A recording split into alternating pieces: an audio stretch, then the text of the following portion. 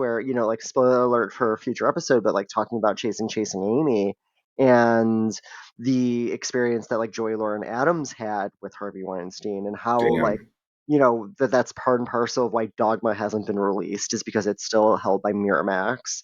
And they're just now getting that able to be separated.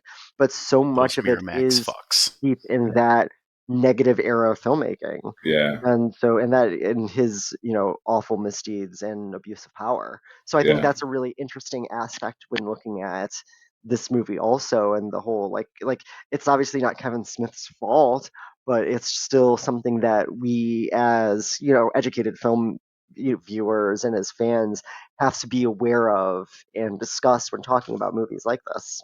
Yeah, agreed. Because it's like the only way to contextualize it is to know about it and talk about it. Like we can't change what it was. We can't change how it went. We can't change that we didn't know we didn't know the terribleness of the things that were happening to these people that we really loved, or the terrible things that people we really loved and respected were doing. And so we don't get to just put our heads in the sand. We talked about this obviously like any number of times with many of our favorite creators ending up Unfortunately. being monsters. And, it just, critical consumption is the only way to do it.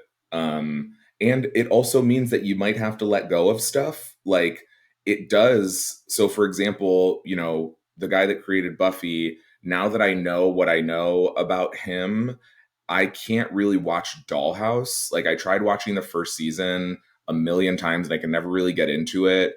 And then I gave it a shot and I was like, oh no, this is now that I know how he moves and how he really feels about women and how these, like, now that I understand how women are portrayed in media in different ways, I just can't watch it. So like, it doesn't change my feelings about Buffy, but it changes my feelings about his other properties and how I can't necessarily view them in the same way and don't really care. Like, it's okay. I'll never watch Firefly.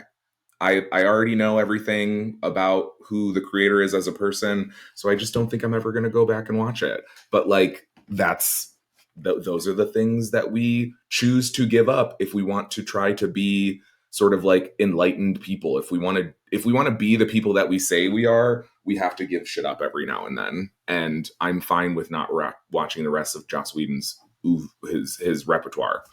I'm okay. That's